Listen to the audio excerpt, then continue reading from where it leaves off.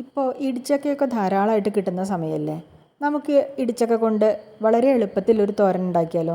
അതിന് വേണ്ടിയിട്ട് ആദ്യം തന്നെ ഇടിച്ചക്ക ചെറിയ കഷ്ണങ്ങളാക്കിയിട്ട് ഇതേപോലെ നുറുക്കിയെടുക്കണം. നുറുക്കിയെടുത്ത ഇടിച്ചക്ക കുറച്ച് വെള്ളം ഒഴിച്ചിട്ട് ഉപ്പ് ഇട്ടിട്ട് വേവിച്ചെടുക്കുക. ഞാൻ സാധാരണ ഇടിച്ചക്ക തോരനിൽ മഞ്ഞൾപ്പൊടി ചേർക്കാറില്ല കേട്ടോ. മഞ്ഞൾപ്പൊടി ചേർക്കണം എന്നുള്ളവർക്ക് ചേർക്കാം. കുക്കറിലാണ് ഞാൻ ഇടിച്ചക്ക വേവിച്ചെടുക്കുന്നത്. ഒരൊറ്റ വിസിലേ അടുപ്പിച്ചുള്ളൂ. അതിനുശേഷം എയർ പോയി കഴിഞ്ഞ് കുക്കർ തുറന്നു. അപ്പോൾ ഇതാ ഇടിച്ചക്ക അത്യാവശ്യം നന്നായിട്ട് തന്നെ വെന്ത് കിട്ടിയിട്ടുണ്ട്. ഇതങ്ങനെ ഒരുപാട് വെന്ത് കുഴയാൻ പാടില്ല, കാരണം ഇത് നമുക്ക് ചതച്ചെടുക്കാനുള്ളതാണ്. അങ്ങനെ വെന്ത ഇടിച്ചക്ക ഈ വെള്ളത്തിൽ നിന്ന് മാറ്റി വെക്കണം. മാറ്റിയിട്ട് അത് ചെറുതായിട്ടൊന്ന് ചൂടാറണം.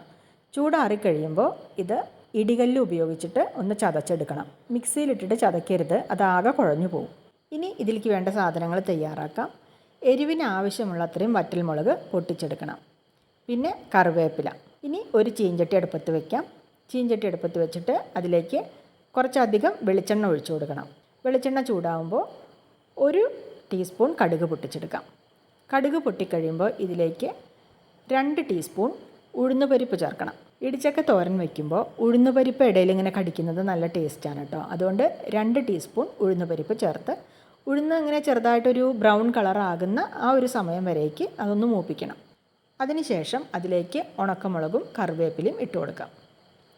ഉണക്കമുളക് ചെറുതായിട്ടൊന്ന് മൂപ്പിച്ചെടുക്കാം. ആ മുളകിൻ്റെ പച്ചക്കുത്തൊന്ന് മാറാൻ വേണ്ടിയിട്ടാണ് ചെറുതായിട്ടൊന്ന് മൂപ്പിച്ചെടുക്കുക. ഉണക്കമുളക് മൂത്ത് കഴിയുമ്പോൾ നമ്മൾ നേരത്തെ ചതച്ച് വെച്ച ഇടിച്ചക്ക ഉണ്ടല്ലോ, അത് അതിലേക്ക് ചേർത്ത് കൊടുക്കാം. ഇടിച്ചക്ക ചേർത്ത് കൊടുത്തതിന് ശേഷം ഇത് നന്നായിട്ടൊന്ന് ഇളക്കി യോജിപ്പിക്കാം.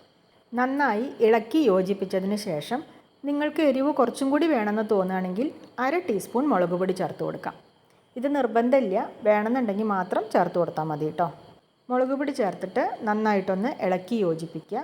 നന്നായി ഇളക്കി യോജിപ്പിച്ചതിന് ശേഷം ഇതിൻ്റെ ഉപ്പൊന്ന് നോക്കാം. ഉപ്പ് പോരാൻ തോന്നുകയാണെങ്കിൽ കുറച്ച് ഉപ്പ് പൊടി ചേർത്ത് കൊടുക്കാം. ഈ സമയത്ത് കല്ലുപ്പ് ചേർത്ത് കൊടുക്കരുത്, പൊടിയുപ്പ് മാത്രമേ ചേർക്കാവൂ. ഇനി ഇതിൽ നാളികേരം ചേർത്ത് കൊടുക്കണം. ഞാനിവിടെ 1 മുറി നാളികേരം ചിരകി വെച്ചിട്ടുണ്ട്. അത് മുഴുവനും ഞാനിതിലേക്ക് ചേർത്ത് കൊടുക്കുന്നുണ്ട്. നാളികേരം ചേർത്ത് കൊടുത്തതിന് ശേഷം ഇത് നന്നായിട്ട് ഇളക്കി യോജിപ്പിച്ച് 2 മിനിറ്റ് ഒന്ന് അടച്ച് വെക്കണം. ചെറുതായിട്ടൊന്ന് ആവി കയറാൻ വേണ്ടിയിട്ടാണ്. 2 മിനിറ്റ് അടച്ച് വെച്ചതിന് ശേഷം ഇത് നന്നായിട്ട് ഇങ്ങനെ ഉലർത്തിയെടുക്കാം. അപ്പോൾ അതാ നമ്മുടെ രുചികരമായ ഇടിച്ചക്ക തോരൻ തയ്യാറായിട്ടുണ്ട്. ഇപ്പോൾ ഇടിച്ചക്കയുടെ സീസണൊക്കെ അവസാനിക്കാൻ പോവുകയാണ്. അതുകൊണ്ട് തന്നെ ഇടിച്ചക്ക കിട്ടുന്നവർ പെട്ടെന്ന് ഇതുപോലത്തെ ഒരു തോരൻ ഉണ്ടാക്കിക്കോളൂ കേട്ടോ. വളരെ എളുപ്പത്തിൽ വളരെ രുചികരമായിട്ട് ഉണ്ടാക്കാൻ പറ്റുന്ന തോരനാണ്. ചോറിനും കഞ്ഞിക്കും ഇനി ഒന്നും വേണ്ട, വെറുതെ കോരി കഴിക്കാനും വളരെ നല്ലതാണ്. അപ്പോൾ ഇതുപോലെ തോരൻ ഉണ്ടാക്കാത്തവർ ഒന്ന് ട്രൈ ചെയ്ത് നോക്കൂ. ഇഷ്ടമായെങ്കിൽ സപ്പോർട്ട് ചെയ്യണേ.